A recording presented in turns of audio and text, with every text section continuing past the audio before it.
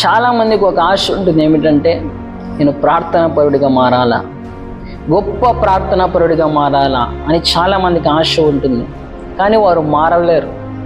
కారణం ఏమిటంటే ఈరోజు 2 విషయాలు నేను మీతో పంచుకోవాలనుకుంటున్నాను. ప్రేమైన దేవుని బిడ్డలారా, శ్రద్ధగా ఈ యొక్క వాక్యాన్ని వినండి.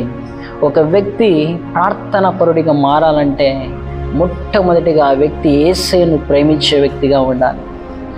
నిజంగా ఒక మనిషి ఇంకొక మనిషిని ప్రేమిస్తుంటే ఆ మనిషితో ఎక్కువ సమయం గడపడానికి ప్రయత్నిస్తాడు, ఎక్కువ సమయం గడపడానికి ఇష్టపడతాడు. ఈరోజు నువ్వు యేసయ్యను ప్రేమించే వ్యక్తివైతే ఆయనతో ప్రార్థన చేయడానికి, ఆయనతో సమయం గడపడానికి నువ్వు ఖచ్చితంగా నీ సమయాన్ని కేటాయిస్తావు. ఈరోజు నేను మందిరానికి వెళ్తున్నాను కదా, ఈరోజు నేను మందిరంలో పాటలు పాడుతున్నాను కదా, దేవుని పరిచర్యలో పాలుపంపులు పొందుకుంటున్నాను కదా అని నువ్వు అనుకుంటే వ్యర్థమే ప్రియమైన దేవుని బిడ్డ.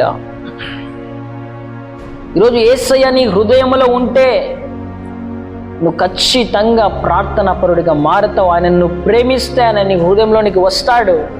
ఖచ్చితంగా నువ్వు ప్రార్థనాపరుడిగా మారుతావు. ప్రియమైన దేవుని బిడ్డలారా, ఈరోజు యేసయ్యను నీ హృదయంలో పెట్టుకో. చాలామంది అనుకుంటారు, నేను మందిరానికి వెళ్తున్నాను కదా, నేను మందిరంలో మంచిగా పాటలు పాడుతున్నాను కదా, వాయిద్యాలు వాయిస్తున్నాను కదా, యేసయ్య నా హృదయంలో ఉన్నాడలే అని అనుకుంటే నువ్వు ప్రార్థన ఎందుకు చేయలేకపోతున్నావు?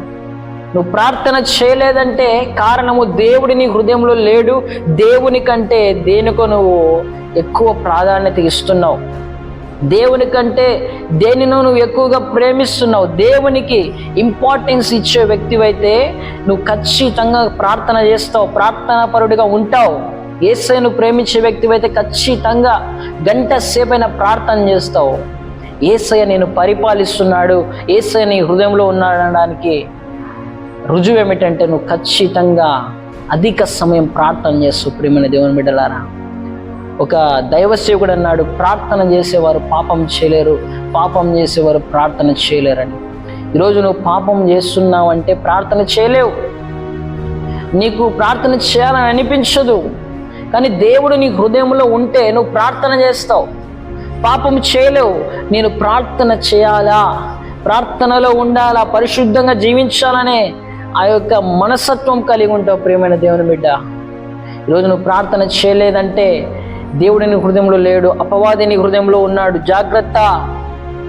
దేవుడు నీ హృదయంలో ఉంటే ఖచ్చితంగా నువ్వు ప్రార్థన చేస్తావు. దేవుడు అంటున్నాడు, రెండవదిగా నువ్వు ప్రార్థనాపరుడిగా మారాలంటే ఆయన ఆజ్ఞలకు విధేయత చూపించాలా.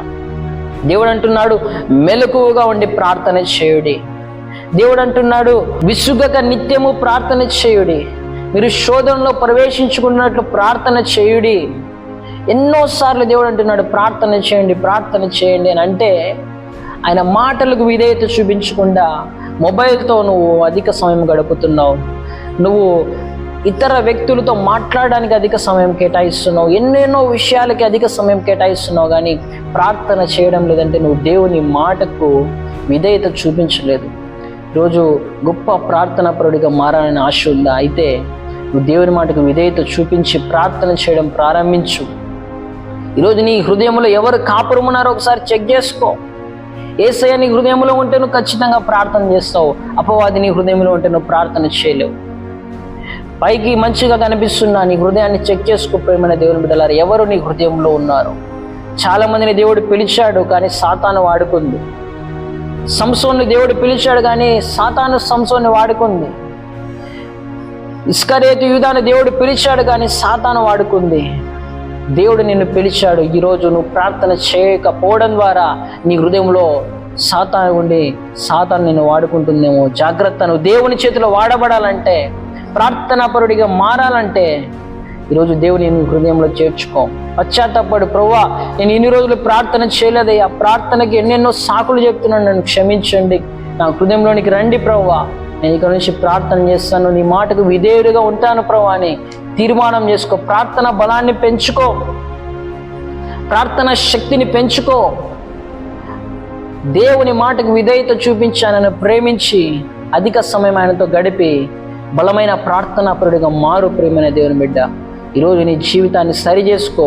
ప్రార్థనాపరుడిగా మారాలంటే ఆయనను ప్రేమించు, ఆయన మాటలకు విధేయత చూపించు. దేవుడు నిన్ను గొప్ప ప్రార్థన పరుడుగా మారుస్తాడు.